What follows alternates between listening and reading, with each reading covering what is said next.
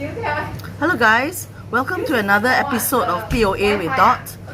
Sorry, there's a lot of background noise because Madam Teo Preki is cooking. Yep, so now she's trying to keep quiet, but never mind, it's alright. So today we're going to do journals, alright, and we'll look at transactions and we'll enter into journals. Alright, so I'll be right back and I'll have a different orientation. Thank you. Alright, so today we are going to do this set of transactions here, alright, which you have been given. So this is for your HBL. So we're going to analyze each one of them and put it and record it into the journal. Okay, so first of all, you need to know how to drop the journal. Alright, so I'm going to do it now. So you will need 1, 2, 3, 4 columns. Okay, so yeah, I'm going to show off my freehand.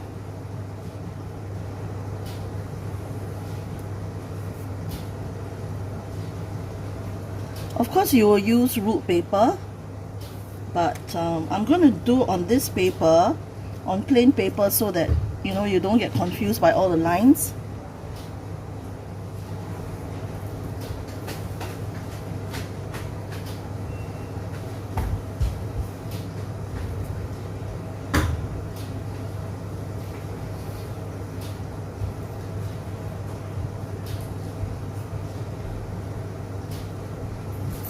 There you go. So you need this, and I'm going to write the headings.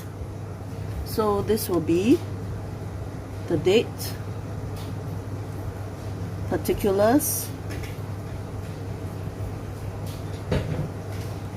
and then the debit and credit columns. And remember to put the dollar sign so that you will not need to put dollar signs all over the place when you write the amounts. Okay, and you can write journal on top. Alright, and the company's name if it's given. So in this case, the company's name is HBL Trading. Yep, Madam Jeanette came up with this name. Creative? What do you think? Haha. Anyway, okay, so we can start with the first transaction. So this is 2022, so write down the year first. Okay, and then the first transaction is January 1st. So the format should be just write 3 letters of the month. So that's Jan, and write 1 close to the margin like this. Okay, alright, so that's how we would write it. And then let's look at the first transaction. It says HBL Trading purchased a motor van worth 65,000 from ABC Motors. The van is meant for business use. A personal check of 45,000 was issued by HBL, the owner. The remainder will be paid over 10 years. So since HBL Trading purchased the motor van, we can call it, yeah, correct, motor vehicle. Well done. Yeah, I'm very good at pretending. I can hear you, indeed. Motor vehicle, and that will be 65,000. So that's how I write it. So always write the debits first before the credit. Okay, and a personal check was issued. So this is like contribution of by the owner. So every time there's contribution by the owner, you would write capital. So because you're crediting, you will need to indent. Okay, some students ask why must indent, so that it looks nicer lah, so that because your credits are on the right hand side, so you indent a bit so it looks like this, capital. Okay, and that will be 45,000. But you will realize that it doesn't balance because you have debited 65,000 and you credited only 45,000. So what happened to the balance? So it says here the remainder will be paid over 10 years. So that means that the remainder has not been paid, and that would be a trade payable. you don't need to bother about how many years you'll be paid over. It doesn't matter. Okay, as long as that part was not paid, you would call it a trade payable. Okay, so I'm going to write trade payable here. And for your trade receivables and payables, you will always need to write down the name. So in this case, it is ABC Motors. Again, Madam Jeanette is quite creative. ABC.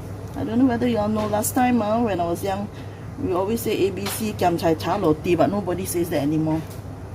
Okay, so next, I would leave a line here and I will draw a line across. So that will separate all the transactions.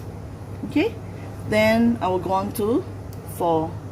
So you don't need to write January again. You can just write 4 close to the margin, and that would be the second transaction. Alright, I notice this line is a bit wonky, doesn't matter. Alright, you have to use a ruler and a pencil, not me. Okay, the business purchased 3,200 worth of goods from PMC distributors on credit. Okay, so they purchased goods, goods came in, and goods would be termed as inventory in your accounting terms. So that would be debit inventory, 3,200, and is purchased on credit. So some students don't understand the meaning of purchase on credit. They say, oh, cash at bank. No guys, cash at bank means you've already paid. Alright, then they will say, oh, what if they use credit card? Use credit card is also paid because you have used a credit card to pay. Right, so purchase on credit really means that you have not paid yet. Alright, then they will ask, hey, can meh, like that can meh? Yes, can. You cannot lah, but businesses can. So they would have taken the goods and not paid for them yet, and that is considered purchased on credit. Alright, so I would put down here trade payable as well. And what did I say about trade payable? You must always write down the name. So that would be PMC distributors. Okay, sorry, I'm a little bit out of space. Alright, and that would be 3,002 here. Alright, and then I would draw a line across here again. Okay, and that would be, yeah. Okay, cool. Alright, then I come to January 10. And January 10 is a classic transaction that I would like to highlight. This is when the business sells goods. And when the business sells goods, there would be 4 entries. I repeat, there would be 4 entries. This is a very, very important transaction that you cannot forget. Okay, because these 4 entries are very, very standard. Alright, and you need to know where to debit, what to debit, what to credit, what to debit, what to credit, and the organization of it. Okay, so don't mess this up. Alright, so the business sold goods at 1,230 to MSC retailers on credit. So note that it's on credit, sold on credit. This time it's sold, you didn't buy on credit. So again, confusion between trade receivable and payable. When you buy, it's a trade payable. When you sell, it's a trade receivable. Alright, some students get very confused. When they sell, they get a trade payable. Then I tell them, don't sell lah. You sell, then you want to get trade payable? Then you're going to pay people? That is quite silly. Okay, so let's go on to this. So you would debit the trade receivable, okay, because you have not received the money yet. So I would put down debit trade receivable.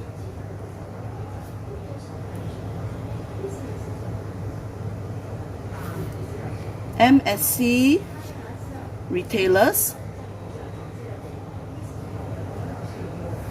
and that would be 1230. Note that this is always the selling price, and the credit would be sales revenue. So you would have to calculate, record the sales, right? So that would be sales revenue 1230.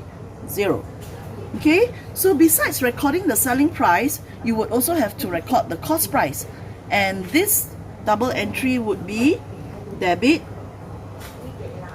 cost of sales and credit inventory, because your inventory is going out. So that would be 720, and here 720.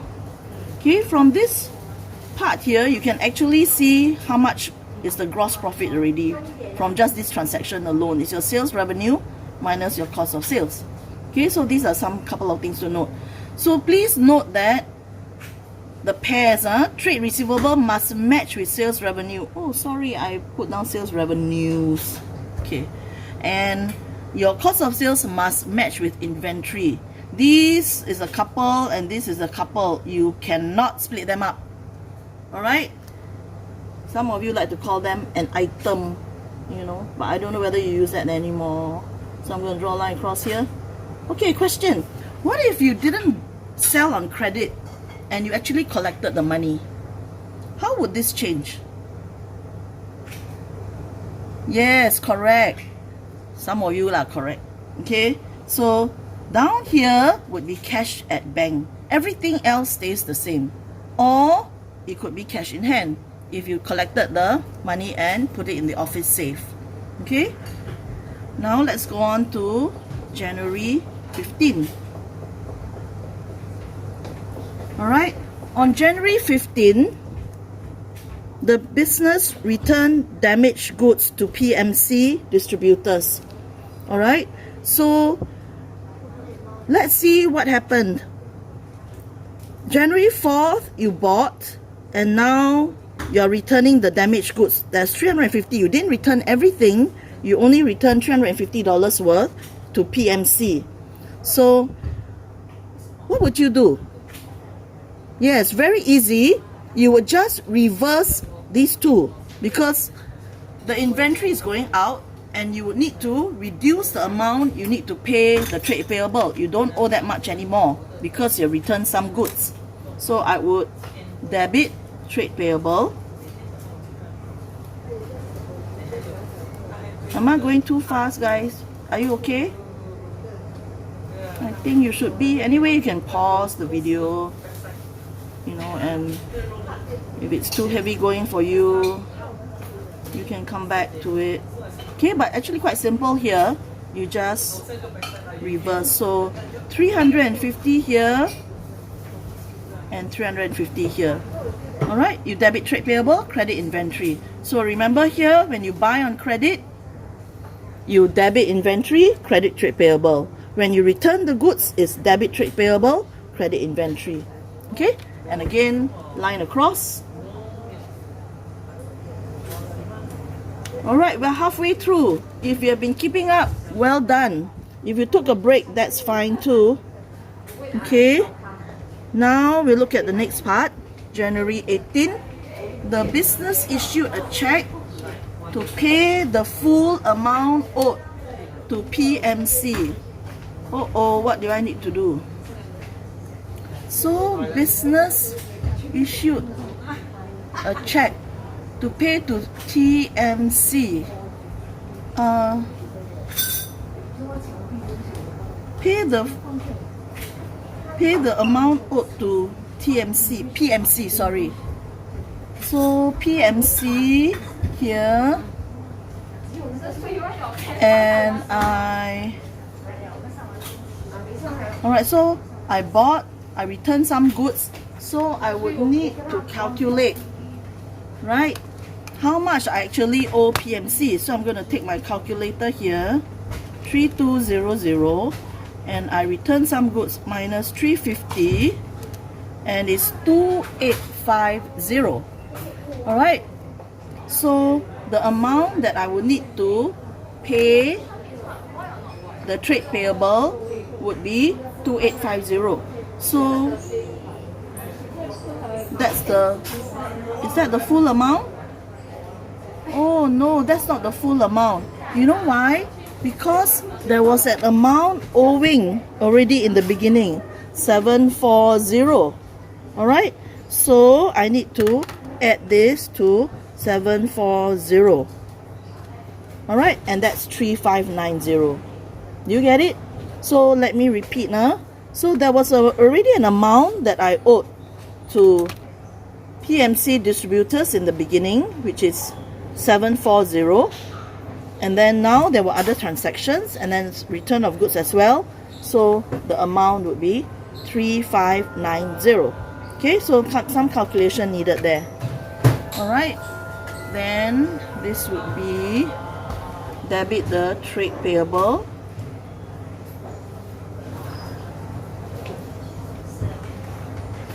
PMC distributors.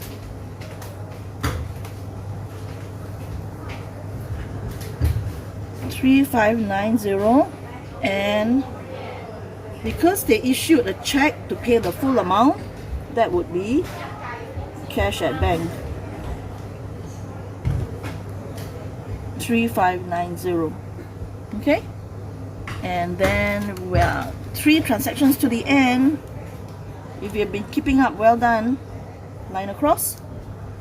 Then let's look at another classic transaction.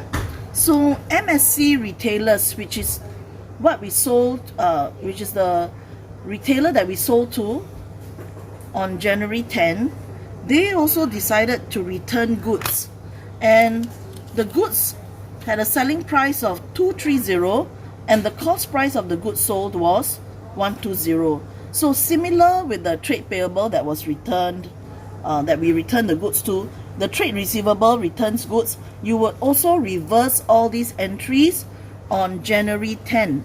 The only exception is, instead of calling it sales revenue, you would call it sales returns. Alright, so when we swap this, we put it as sales returns. Alright, you will know why as you think about it later on when you do your financial statements. Well, actually you have done it, so you can think about it. So trade receivable. Alright, so I just need to swap everything. MSC retailers, and then I would swap inventory and cost of sales. Okay, then I'm just going to enter the amounts, which is 230 here, 120 and 120. By the way, you notice that for all of these transactions, I did not write any narration, okay? Because narrations are not required for this question. Alright, if they don't say, you would have to write narration. Narration, nothing to it, just a very short description. Oh dear, I'm running out of space. I will try and squeeze in. Okay, so the business received a check of $1,000 from MSC Retailers. So because they received a check, alright, obviously MSC has not paid me in full. At least I don't think so. They may have paid me in full. Yeah, actually they did. So because when I sold them was 1230, I can actually do a quick calculation. Yeah, they did pay me in full actually. So I would debit cash at bank. I received the check 1,000, and then credit the trade receivable to reduce the amount that MSC owes me, and actually now they are down to 0 if you realize. Okay, and that will be 1,000. Alright, and finally the last transaction, I'm just going to squeeze it in here. Alright, try not to do what I just did. Okay, you should have enough space, I think, or you can go on to the next page, but I'm not going to do that. So that's 27. Alright, HBL took $120 worth of goods for his personal use. So because he took for his personal use, anything that the owner takes for personal use, that would be deemed as drawings. So I would debit drawings. and then the stuff that he took are goods, so I will credit out inventory, and the amount is 120 and 120. All right, so that concludes my journal. All right, I'm gonna let it stay here for a while so that you can look through. All right, and that's it. Thank you guys. Have a good day.